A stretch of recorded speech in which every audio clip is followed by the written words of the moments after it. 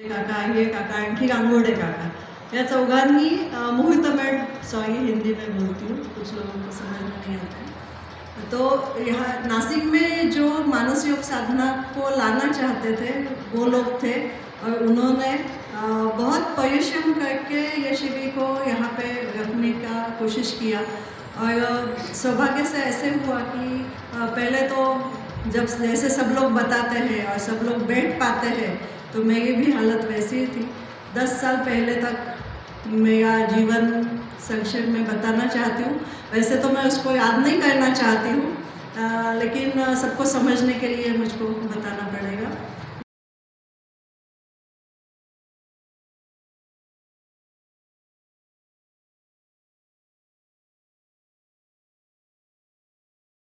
कि मैं फार्मासिस्ट थी। फार्मासिस्ट होने के कारण बहुत ज्ञान होता है ना अपने पास, तो जब भी ज़रूरत पड़े गोली खा लो। आनंद भी लेना है तो गोली खाना है, काम भी करना है तो गोली खाना है। तो वैसे तो गोलियों की एडिक्ट थी मैं, ऐसे बोल सकती हूँ। और मुझे वैसे तो उसका साइड इफ़ेक्ट भी पता था, लेकिन कोई ध्यान नहीं देता है, इतना पता भी नहीं चलता है कि आगे जाके इससे क्या क्या होगा। तो माइग्रेन हुआ, उसके बाद संधिवात ऐसा नहीं था, लेकिन वात था बॉडी में। तो फूली हुई थी बॉडी, 75 kg वेट था, नीचे बैठ नहीं पाती थी, अगर बैठी तो कुछ तो भी पकड़े बिना उठ नहीं पाती थी। और सबसे बड़ी प्रॉब्लम ये थी कि नींद नहीं आती थी। 3 साढ़े 3 बजे के बाद कभी नींद नहीं आती थी। ये मेरा प्रॉब्लम था, पाटिल साहब का प्रॉब्लम था बहुत बड़ा। उनके 31st के एज में उनको शुगर और बीपी हुआ था। शुगर बीपी के साथ साथ उनको भी नींद की बीमारी थी। अभी वजह बहुत कुछ थी, जैसे बताया जाता है कि गलत रहन सहन आहार ऐसा। उसमें जब भी बीमारी लगी तो पहले हम लोग डॉक्टर के पास जाते हैं। तो पहले हमने भी थोड़ा साइड इफ़ेक्ट पता था, इसलिए होम्योपैथी के पास गए, उसका भी इलाज किया। लेकिन सफाई का ज़्यादा कुछ बोला नहीं जाता है बाकी पैथियों में, तो वो किया, फ़ायदा नहीं हुआ। आयुर्वेद किया, फ़ायदा नहीं हुआ। चुंबक चिकित्सा किया, ये नहीं वो नहीं, मतलब हफ्ते में एक बार डॉक्टर के पास जरूर जाते थे, किसी न किसी डॉक्टर के पास जाते थे। और पाटिल साहब भी जाते थे, मैं भी जाती थी।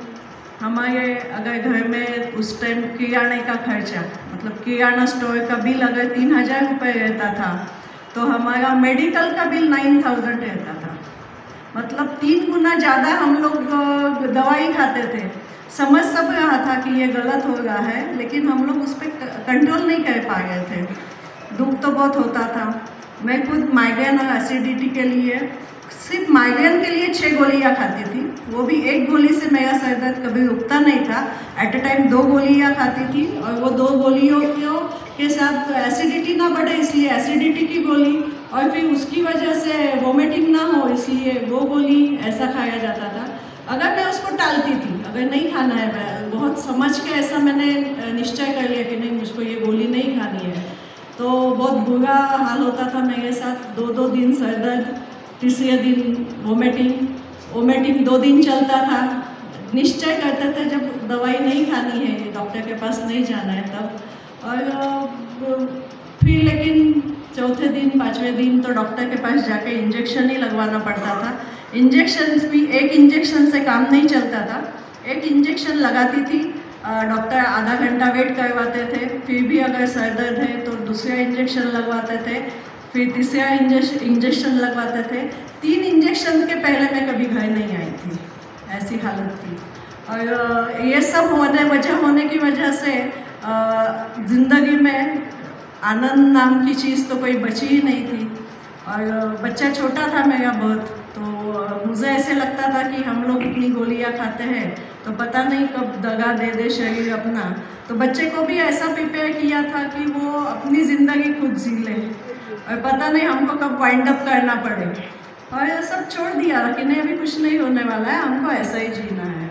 तो शिंदे काका जी को लेके गए थे खामगांव शिविर में। तो वहाँ पे पहले ही दिन एसिडिटी के बारे में बहुत बोला गया। जैसे अभी दीदी लोगों ने बोला कि हमको एसिडिटी हुई ही नहीं, तो वैसे अनुभव भी बताया गया और एसिडिटी के बारे में भी बहुत बोला गया। तो मौसी ने मुझको उसी दिन फ़ोन करके बोला कि तुम एक शिविर है वो जरूर कर लो। तो उसके पहले मैंने नेचुरोपैथी का भी कुछ ट्रीटमेंट किया था, तो मैंने उनको कहा कि हाँ तो बोला, लेकिन बैक ऑफ द माइंड ऐसे बहुत पैथिया हो गई, बहुत कुछ कर लिया, अभी कुछ शिविर विविर करना नहीं है, ऐसा ही जीना है, अभी मैं किसी नया इसमें शामिल नहीं होना चाहती हूँ। फिर भी वो अंकल मैं हमारा ऐसा होता था कि कहीं भी मैं और पाटिल सब जाते थे ना, तो जैसे ना हम बुजुर्ग लोगों को पूछते हैं कि तबीयत कैसी है, तो वैसे हमको पूछा जाता था काय म्हणते तबीयत, तो वो भी बुरा लगता था कि ये उम्र में हमको सब लोग पूछते हैं कि तबीयत कैसी है, तो वो भी बुरा लगता था। लेकिन जो है वो है। तो काका जी को ज़्यादा बुरा लगता था कि कम उम्र में ये दोनों को इतनी प्रॉब्लम्स है, बच्चा छोटा है। तो उसके बाद आई नवरात्रि, तो काका जी ने मुझको फ़ोन करके पूछा कि नवरात्रि में तुम फास्टिंग करती हो क्या? मैंने बोला हाँ करती हूँ। तो बोले कच्चा खा के सकती हो क्या? मैंने ऐसे कैसे हो सकता है, क्योंकि उसके पहले हम लोग जिस भी डॉक्टर के पास जाते थे तो डॉक्टर ने हमको एक स्लोगन दिया था, सुबह का नाश्ता राजा जैसा, दोपहर का भोजन सामान्य आदमी जैसा और रात का भोजन भिखारी जैसा। तो वैसा ही हमारा चल रहा था और वो खा तो रहे थे। उसमें भी जिसको एसिडिटी की जिसको भी प्रॉब्लम है डॉक्टर के पास जाता है तो डॉक्टर उसको पहले एक सलाह देता है कि हर 4 घंटे बाद आपको कुछ ना कुछ खाना है।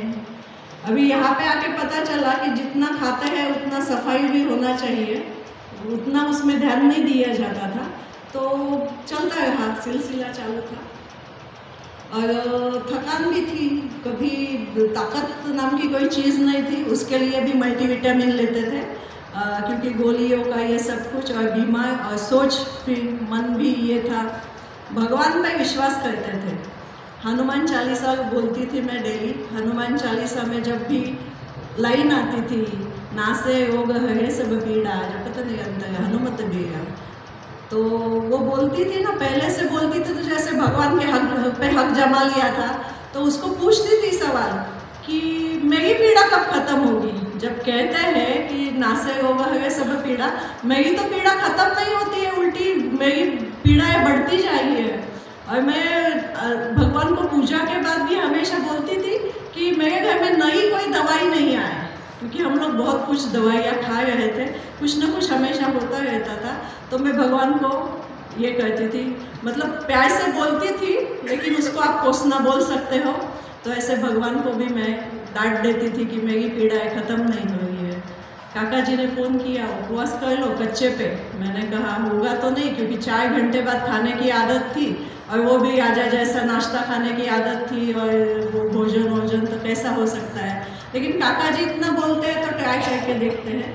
काका जी आध्यात्मिक भी है और बहुत विचारशील भी है वो, तो उन पे विश्वास करके मैंने कच्चे पे उपवास चालू करना तय किया। उन्होंने बोला एनीमा पॉट लेके जा, तो मैंने बोला नहीं एनीमा की आदत कौन डालेगा ना, ऐसा एनीमा पॉट है तो आदत तो पड़ेगी ही उसकी। तो मैंने ध्यान नहीं दिया।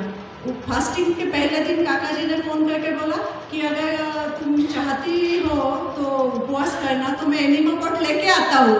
मैंने बोला इतना बड़ा आदमी, एक्साइज का डिप्यूटी कमिश्नर आदमी, और मुझको एनीमा पॉट देना आएगा, मतलब जरूर कोई अच्छी चीज़ है। तो मैंने बोला नहीं मैं ही आती हूँ। गई, काका जी ने सिखाया एनीमा कैसा लेना है। दूसरे दिन से फास्ट चालू किया। फास्टिंग का नियम है दिन में दोनों समय एनीमा, एक समय वमन, वो चालू किया। पहला दिन जैसा तैसा गया कि नहीं, बोला है विश्वास रख के कर लेते हैं। थोड़ा मन में ये भी आया, हनुमान जी भी कहाँ बना बनाया खाते थे, वो भी तो पेड़ पौधे के फल खाते थे, तो हम भी क्यों ना ट्राई करें कोसने के बजाय। चालू किया। पहला दिन अच्छा गया, थोड़ा हल्का सा महसूस हुआ। दूसरा दिन और थोड़ा अच्छा गया, जो सूजन थी और जो हड्डियाँ नहीं दिख रही थी वो दिखने लगी थी। तीसरे दिन किचन में ट्रॉली में से कुछ निकालने गई। जब निकाल के खड़ा होना चाहा मैंने, तो बिना कुछ पकड़े में खड़ी हो गई। मुझे विश्वास नहीं हुआ कि मैं खड़ी हो गई हूँ तीसरे दिन बस। तो मैंने फिर उठक बैठक लगा के एक बार देख लिया कि ये सच में है क्या, और मैं सच में था कि मैं उठने बैठने लगी थी। खुशी तो बहुत हुई। काका जी को फ़ोन लगाया कि मैं उठने बैठने लगी हूँ, तो अभी मैं इसको 9 दिन कंटिन्यू करूँगी। और फिर मैंने तब का पहली बार बिना शिविर किए 9 दिन का कच्चे का उपवास किया। उस 9 दिन में बहुत कुछ फ़ायदा हुआ। और उसके बाद जो अमरावती में शिविर हुआ वहाँ पे गई। जैसे ऑर्गेनाइजर्स वहाँ के भी बहुत अच्छे थे। मेरी तबीयत वहाँ पे ख़राब हो गई थी, जैसे मैंने कहा उल्टियाँ बार बार हो रही थी, सबने बहुत साथ दिया। डॉक्टर साहब पे विश्वास रखा पहले दिन। उसका कारण ये था कि जब कॉमन प्रश्न पूछे जाते हैं उसमें मैंने उनको पूछा था कि बहुत से लोग चाय कॉफ़ी पीकर या कुछ खाकर ही टॉयलेट जाते हैं, तो उसके लिए क्या उपाय होना चाहिए। तो उन्होंने कहा था कि ये सवाल जिसने भी पूछा है उसने ज़िंदगी में बहुत चाय कॉफ़ी पी है और उसका जो डाइजेस्टिव सिस्टम है वो 0 हो गया है और इस वजह से उसको ये प्रॉब्लम है। तो मैंने मान लिया उस दिन डॉक्टर साहब को, पहले ही दिन मान लिया, क्योंकि सच में मैंने बहुत चाय कॉफ़ी पी थी ज़िंदगी में। जब भी मतलब अनईजी लगे तो मैं चाय पी लेती थी, तो मुझको एनर्जी लगती थी, इसलिए मैंने बहुत चाय कॉफ़ी पी थी। उस दिन मैंने चाय कॉफ़ी छोड़ दी। दिन में 5-6 कप चाय पीने वाली मैं उस दिन के बाद मैंने अगर किसी के घर में गई और अगर ज़रूरी है चाय पीना तभी चाय पी है, उसके बाद मैंने कभी चाय नहीं पी है। और चाय के लिए मैं बहुत से लोगों को बोलती हूँ, लेकिन उनकी छुट्टी नहीं है, तो मैं चाहती हूँ कि मैं जब छोड़ सकती हूँ तो कोई भी छोड़ सकता है चाय। फिर वहाँ पे पहले दिन ठीक गया, दूसरे दिन अभी कल जो हम व्यायाम करेंगे वैसे व्यायाम करने गई तो उल्टियाँ इतनी हो गई है मुझको कि जो अन्न नली की झड़प है जो, तो उसको हाइपरसाइनिया कहते हैं, तो वो इतनी लूज़ हो गई कि पेट पे अगर थोड़ा सा भी दबाव आता है तो सब कुछ ऊपर आता है। तो वैसे ही होता है। लेकिन मैंने पहले दिन डॉक्टर साहब पे विश्वास किया था, इसलिए मैंने वो एक्सरसाइज करना मान लिया कि मैं ये एक्सरसाइज करती हूँ। लेकिन हुआ वैसा ही, जैसे ही एक्सरसाइज की मेरा सर दर्द चालू हुआ, वोमिटिंग चालू हुई। तो वहाँ पे मम्मी और मामी जी थे, बार बार कह रहे थे कि चलो डॉक्टर के पास जाते हैं, चलो डॉक्टर के पास जाते हैं। मैंने बोला नहीं, ये डॉक्टर साहब है ना, इन पे ही विश्वास करते, वैसे भी यहाँ तो रहना ही है 7 दिन, तो उन पे विश्वास किया। तो जब डॉक्टर साहब ने मुझको बोला जब भी तुम्हारा जी मचलेगा जाके वमन करके आना। 5-6 बार दिन में वमन कर लिया। एक बात बताना मैं भूल गई, मेरे पाँव पे काले धब्बे आए हुए थे और उसकी भी बहुत लोग मुझको कह रहे थे कि तू स्किन की दवा ले ले वगैरह ऐसा, लेकिन मैं नहीं लेना चाहती थी क्योंकि माइग्रेन की दवा लेके मैं थक चुकी थी। तो मैंने कहा अभी जो भी होगा मुझको दवा कोई लेनी नहीं है। लेकिन वो 5-6 बार जब मैंने वमन किया तो शाम को मेरे जो काले दाग थे वो गुलाबी हो गए थे। मैंने एक ही दिन में ऐसा हो सकता है, मतलब एक ही दिन में इतनी सफाई हुई थी। मेरा और भी विश्वास बढ़ा और शाम को कुछ एक्यूपंक्चर के पॉइंट्स दबा के मेरी उल्टियाँ बंद हुई। तो मुझे ऐसे लगता है 9 या 10 सालों के बाद पहली बार बिना गोली की मेरी उल्टियाँ बंद हुई थी।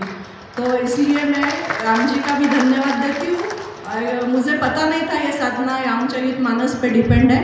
तो जब वहाँ पे गई अमरावती में तभी वहाँ पे पढ़ा कि रामचरितमानस पर आधारित, तभी मैंने फिर हनुमान जी को थैंक यू बोलना चालू किया कि यार अब तक मैंने तुमको बहुत कोसा है लेकिन तुम अभी मुझको सही जगह पे लेके आए, बहुत बहुत धन्यवाद।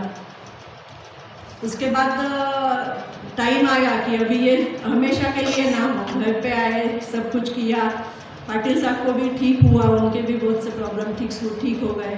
और जब मैं एक बार सर दर्द हो ही रहा था, एक वरिष्ठ साधक मिले तो मैंने उनको कहा कि अभी तक मुझको थोड़ा थोड़ा सर दर्द होता है। तो उन्होंने पूछा सेवा क्या करती हो? मैंने बोला अभी कैसे सेवा करूँगी, जब ठीक हो जाऊँगी तो सेवा करूँगी। उन्होंने कहा नहीं, जब सेवा करोगी तब ठीक हो जाओगी। तो अच्छी बात थी। तो मैं चाहती भी थी वैसे सेवा करना, क्योंकि पिताजी मेरे 10 साल के थे तब से सेवा में लगे हुए थे। तो मुझे भी ऐसे लगता था हमेशा कि मैं भी कुछ सेवा करूँ। ये भी बोलती हूँ कि हाँ, बैक ऑफ द माइंड, बचपन में पिताजी ने सिखाया था कि भगवान से कुछ मांगना नहीं है, सिर्फ सद्बुद्धि मांगनी है। लेकिन वो पिताजी को देख देख के मैं हमेशा बोलती थी भगवान को कि सद्बुद्धि देना और देव देश धर्म के लिए कुछ करने का, सेवा करने का मौका देना। तो जब ये सब बीमारियाँ थी मुझको, तो मैं बैक ऑफ द माइंड वो भी कभी कभी आता था भगवान के सामने, तो मैं हंसती थी कि ये घर से बाहर तो नहीं निकल पाती है, सेवा में क्या जाएगी ऐसा। लेकिन वो मतलब इच्छा शक्ति थी मेरी कुछ, तो शायद इसलिए भी भगवान ने मुझको ठीक कर दिया और अभी सेवा में हूँ। तब भी सेवा करना चाहती थी तो मुझे सेवा का मौका मिला, 1-2 संस्थाएं से जुड़ गई, सेवा करना चालू किया। सेवा के बाद फिर ऐसा लगा कि अभी जिसने नई जिंदगी दी है, जिस साधना ने नई जिंदगी दी है, उस साधना को सब तक पहुंचाना चाहिए और उसमें कुछ छोटा सा काम करना चाहिए। इसलिए ये शिविर का आयोजन या पहले जो आयोजन करते थे उसमें सेवा देने का काम किया है। और सच कहती हूँ, जब से सेवा में लगी हूँ ज़िंदगी बहुत बदल गई है। बीमारी बहुत छोटी चीज़ है, अभी मैं बोल नहीं सकती हूँ, लेकिन ज़िंदगी में और भी बहुत दिक्कतें थी। वो सब दिक्कतों से अभी मेरा मतलब छूट गया है, दामन छूट गया है। तो अभी कोई दिक्कत नहीं है, मतलब ऐसे कोई चिंता नहीं है। और नींद तो मुझे ऐसी आती है कि अगर मैं चलती भी रहूँ तो 10 मिनट के लिए भी चाहूँ कि अगर मैं सो जाऊँ तो मैं सो सकती हूँ। सबसे बड़ा फ़ायदा तो नींद का है और बहुत अच्छी नींद आती है। दूसरी बात यह है कि दशांश मैं पहले ही समझ गई थी। ये पिताजी मेरे बहुत सेवा करते थे तन मन धन से, तो दशांश समझ में आया। पहले घर में सब लोग माने नहीं कि दशांश बहुत बड़ी चीज़ होती है, उतना दशांश कैसे निकालेंगे वगैरह। तो हमारी लॉजिंग है स्टेशन से दूर है। जब चालू किया था तभी स्टेशन के पास ज़्यादा लॉजिंग नहीं थी। फिर ये जो लॉजिंग बाद में ज़्यादा लॉजिंग चालू हुई तो उसका बिजनेस पे असर पड़ा। तो मैंने तभी घर वालों को बोला कि करके देखते हैं 3 महीने की दशांश निकालने के बाद क्या होता है। तो उन्होंने कहा कि चलो ठीक है करके देखते हैं। दशांश निकलना चालू किया। दशांश निकालने के बाद वो आया, ओयो आया, ऑनलाइन बुकिंग मिला और उसके बाद कभी मुझको दिक्कत नहीं आई बिजनेस के लिए। कोई भी बिजनेस हो, सबसे बड़ा ये होता है कि जो काम करने वाले वर्कर्स है उनकी प्रॉब्लम रहती है। लेकिन जब से दशांश निकालना चालू किया, बैठे बिठाए वर्कर मिल जाता है। अगर वो वर्कर को कहीं जाना है छोड़ के तो वो दूसरे आदमी देके जाता है, तो उसके लिए भी मुझको ढूंढना नहीं पड़ा। और बेटा है मेरा, मुझे ज़्यादा खुशी इस बात की है कि मेरे साथ बेटे को ये साधना मिली है, क्योंकि बेटे ने हमको देखा था, हमने क्या तकलीफ सही है वो उसने देखा था। हम में जो ट्रांसफॉर्मेशन हुआ है, हम में जो बदल हुआ है, वो भी उसने देखा हुआ था। तो उसने उसको इजीली एक्सेप्ट किया इस साधना को। बेटा अभी मैं 8 साल से हूँ, तो जैसे ही पहले मैं शिविर करके आई उसी दिन से वो ग्रीन जूस पीता है, सलाद खाता है। और 4 साल से लगातार वो नवरात्रि के दोनों फास्टिंग फल और जूस पे करता है। अभी मतलब ये उम्र में उसका ये एक्सेप्टेंस मुझको मेरे लिए ज़्यादा सुखकारक है। दूसरी बात है, दशांश उसके समझ में आया। आजकल के बच्चों को देना समझ में नहीं आता है, क्योंकि सब बटोरना चाहते हैं। और बेटा मेरा दशांश निकाले बिना कभी रहता नहीं है। मैं तो भी पैसा मिला है तो कभी जाते जाते सब्जी खरीद लूँगी, लेकिन बेटा जब पैसा मिला है तो दशांश निकाले बिना उसको खर्च नहीं करता है। जैसे तुलादान है तो उसमें भी ध्यान रहता है, तुलादान करता है। सेवा भी उसने बहुत की है। ये सेवा मतलब साधना की सबसे बड़ी ये है कि जब कोरोना आया तो हमारे लॉजिंग पे हमने कुछ रिश्तेदार और फ्रेंड्स को रखा जिनके यहाँ क्वारंटाइन होने के लिए जगह नहीं थी, और तभी भाई लोग भी नहीं थी घर, मतलब काम के लिए भी ज़्यादा लोग नहीं थे। तो उसने बेटे ने कहा कि हम लोग इनको खिलाएंगे, क्योंकि इनको खिलाने जो उनके रिश्तेदार आएंगे तो वो कहीं पॉजिटिव ना हो जाए। अगर हम तो ये सेवा में है ना, हम साधना करते हैं, ग्रीन जूस पीते हैं, तो हमको नहीं हो सकता कोरोना। उसको विश्वास था कि हमको कोरोना नहीं होगा, तो हम लोग उनकी सेवा करेंगे। तो घर में खाना वगैरह तो मैं बनाती थी, लेकिन वो सबको जाके पहुंचाने का काम वो करता था। और सच में कोरोना उसको हुआ, लेकिन बहुत थोड़ा सा गोलियों से निपट गया, और मुझे तो कोरोना छुआ ही नहीं। तो मैं ये साधना का कमाल मानती हूँ और चाहती हूँ कि तुम सब लोग अभी से फॉलो करो, क्योंकि बहुत लोग पूछते हैं कि ये कितना समय करना है, कितने दिन करना है। तो उसके 1-2 उदाहरण बताती हूँ मैं। वैसे तो एक 12 से 13 साल पहले आदरणीय स्वामी अखिलेश जी का घर में आगमन हुआ था, किसी कारणवश किसी मित्र परिवार के यहाँ वो आए थे। तो इनके लिए वो उनको हमारे यहाँ लेके आए थे और उन्होंने घर में बैठ के हमको ये साधना समझाई थी। तो लेकिन मैंने ध्यान नहीं दिया, हम दोनों ने ध्यान नहीं दिया, क्योंकि तब तो नाश्ता तो राजा जैसा खाने की आदत हो चुकी थी ना। इतना राजा जैसा नाश्ता खाने की आदत एकदम बदल कैसे जाएगी। तो ये हमारे लिए पॉसिबल नहीं है, ये हमारे बस की बात नहीं है, ऐसा लगा था। एक सवाल पूछा था मैंने स्वामी जी से कि मेरा बेटा खाना नहीं खाता है, तो बोले क्यों खिलाना चाहती हूँ। मैंने बोला नहीं, उसको खाना चाहिए, सब कुछ करता है। मैंने बोला हाँ, सब कुछ अच्छे से करता है। तो बोले तुम दुनिया की मतलब मनुष्य की माँ एक ऐसा प्राणी है कि जो बच्चे को ज़बरदस्ती खिलाना चाहता है। किसी गाय के बछड़े को देखा है क्या गाय ज़बरदस्ती दूध पिलाई है उसको? किसी कुत्ते को देखा है अपने बच्चे को ज़बरदस्ती दूध पिलाया है? काश अगर मैं तभी ये साधना समझी होती तो ये सब कुछ हमको सहना नहीं पड़ता था।